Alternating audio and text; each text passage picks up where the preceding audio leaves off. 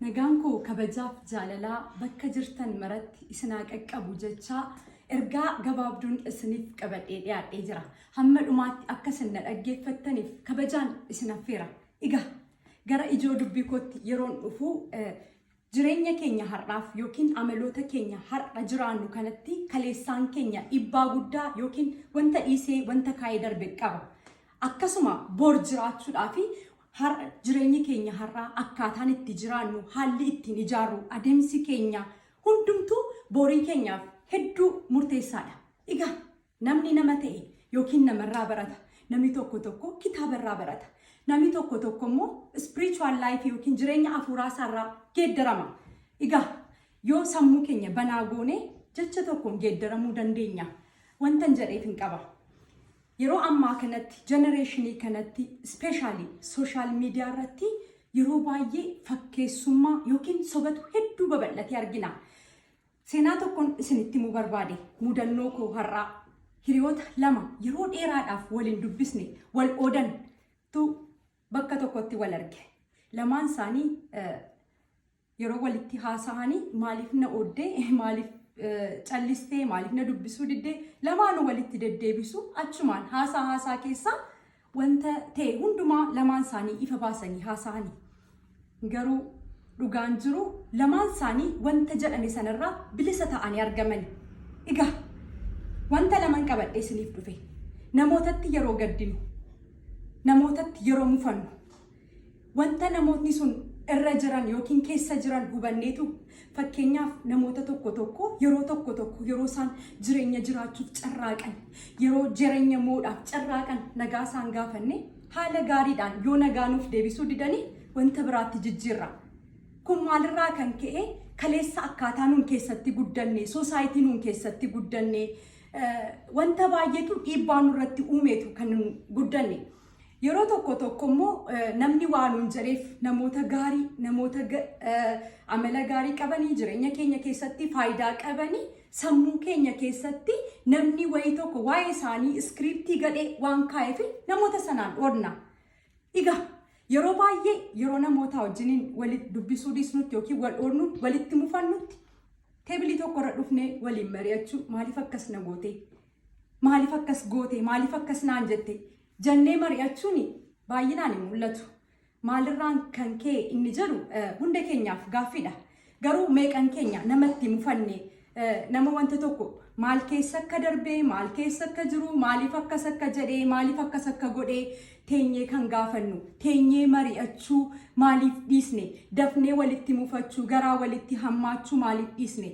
Gara biraadhaan yeroo dhufnu namooti tokko immoo hiriyaa gidduu galanii hiriyaa sobaan gargar baasu namoota nu gidduudhaa ol guddate tokko luka jalaa dha'u namoota nu gidduudhaa ol bahanii qabeenyaan ta'uu danda'a wanta adda addaadhaan yeroo guddatanii namoota sanarratti holola geggeessu wanta adda addaatu mul'ata.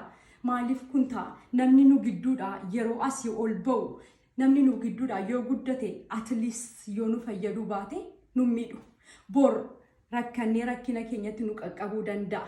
Namoota gargar baasuun soba maaltu fide soba keessa keenya jiru facaasnee dhugaan ba'uun oolu waan ta'eef guyyaa tokko nu salphisa. Akkasuma namni har'aa kun nama tokkotu hiriyaa lamaan wal jaallatan gidduu galee sobaan wanta hin taane jedhe dhugaan isaa garuu har'abee hiriyaan lamaan walitti deebi'an keessatti walaa ilaallu ofaa ilaallu. Inni kaan jireenya fakkeessu fakkeenyaaf namni tokko hedduu dhukkubsatee siree isaarra ciisee nama urgeeffatee nama dhabee nama bishaan itti qabu dhabee hedduu rakkatee guyyaanni addunyaa kanarraa boqote boqonnaa iddoo hojiirraa fudhannee yookiin immoo biyya kanatti yoo ta'e koolinsii goonee awwaalcha isaa deemnee qabaa nagan lakkisaa jenna. Kun amala yeroo hundumaa argamaa jirudha. Kun maaliif ta'a? Namni sun yoo nu arguu baate waaqayyo nu argu maal gochaa jira jireenya fakkeessuu keessatti yeroo jiraannu ala keenya waan adii uffannee ala keenya qulqulleessinee ala keenya bareennee garuu keessa keenyatti summii facaasnee namoota nu gara jireenya keenyaa dhufan akka isaan wanta gaarii nurraa fudhatnee hin deemne wanta gaarii hin taane hojjannu hojii keenyaan namoota yeroo arginu haala maaliin kan nuun isaan madaallu ija maaliin kan nuun isaan madaallu So amaloota keenya sirrii hin taane of keessatti ilaallee ofiin mari'annee teenyee ofiin dubbanne ofirratti haa hojjannu. Yeroo tokko yeroo ofirratti hojjannu namni tokko fakkeenyaaf ani qalamii halluu kana ofii koon diba mana koo faniin itti godha. Yeroo tokko ofiin diba yeroon dibu guyyaan jalqaba dibee wanta baballeessin qaba achimmoo waggaa muraasa booda yeroon deebee dime wanta xiqqoo ishee fooyyessin qaba amma akkuma argitanii kanaanatu dibee haala gaariin hin dibe. Fakkeenyadha yeroo amala keenya irratti hojjennu ani yeroon jalqaba ofirratti hojjechuu maalidha weak sidein koo maalidha wanti na miidhee maalidha wanti qabadhee guddadhee har'a na fayyadee wanta na fayyadeef wanta na miidhee adda baasadheen ergan baree booda amaloota koo sana yeroon irratti hojjedhu perfectii miti kanan ta'u yookiin immoo wanta nama mudaa hin qabne miti kanan ta'e kaleessarraa engaddarra kaleessarra har'a wanti har'a ofirratti hojjedhu immoo borii koo akkasuma fooyya'aa deemuutu narra jira. So hundumti keenya jalqaba amaloota keenya keessumaa dhaloota miidhu amala biyyaaf hin fayyadne amala dhalootaaf hin fayyadne ofirratti arginee ofirratti asaasnee ofiin mari'annee wanti sammuu jedhamu jira miti yeroo balleessinu wanti you feel guilty balleessuu keenya hin beennaa wantoota sanarraa suuta of fooyyessaa yoo deemne wantoota nuuni toon beekinu keessatti guddate ija godhate tokko at least yoo xiqqaate maatii waliin jiraannu seef gochuu dandeenya. Ana jala ijoollee kootu jira ijoolleen koo sun amaloo koo gadhee sana qabatanii guddatu yoo ta'e generation nama hammame akka isaan balleessaa deeman yaada akkasittiin hundi keessi nyaadnee maal sirreessuu qaba ofirratti suuta kitaaba dubbisuudhaan waan gaarii dhaga'uudhaan waan gaarii sammuu keenya sooruudhaan wantoota hin fayyadne yookiin immoo summii ta'an of keessaa baasnee darbannee qajeelummaadhaan haa jiraannu sammuu keenyaaf haa jiraannu. Namni nu arguu dhiisuu danda'a. Namni gamna ta'e egaa namarraa barata.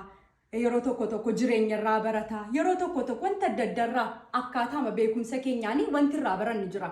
Adeemsa keessa fakkeenya gara biraa yoon isiniif kaasee keessumaa sooshaal miidiyaa irratti yeroo argine wanta sobaa mata duree sobaadhaan yeroo argitanii view godhamee view gochuu qofa miti. Amma akkasin jedhama amma akkasin godhama jennee share goona.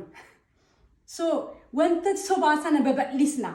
Wanti gaarii nu fayyadu, nu ijaaru, nu ceesisu yeroo jiru garuu view gochuuf illee badaa. Sababiin isaas yeroo hundumaa nuun sirriidha, nuun guutuudha jennee waan yaannuuf. Nuun ilaalcha keenya keessatti akkamittiin of ilaallaa, namnoo nuun akkamittiin nu ilaala. Lamaansaa wal simsiisnee eenyummaa keenya har'aa teenyee ofiin mari'annee of sirreessaa, wal sirreessaa haa deemnu. Addunyaan keenya sammuu keenya keessa jira. Addunyaan keenya mana keenya keessa jira. So addunyaa sirrii uumuudhaaf dura nuun ofii keenya wanta sirrii haa goonu ergaa kwaarraadha. Egaa waan na dhaggeeffattaniif hedduu galatoomaa. Sobni eenyumaaf iyyuu hin fayyadu. Mana waaqaattis galaa namaaf hin ta'u. Sobaan hiriyaa gargar baasuu, sobaan maatii diiguu, sobaan wanta akkasii wanti goone namooti goonuu irraa ofaa qusannu. Namooti immoo callisnee wanta hin beeknetti walitti mufannu, walitti dhufnee haa mari'annu, ifaaf bilisaa walitti haa dubbannu. Kun yoo ta'e wanti gaariin itti fufuu danda'a, gaariin dhalootaa dhalootatti darbuu danda'a. Waan na dhaggeeffattaniif hedduu galatooma. Mucaa kootu sagalee ishee galee iyyaa jirti. Galatooma ulfaadhaa, horaa, deebanaa, dagaagaa waan na dhaggeeffattaniif hedduu galatooma.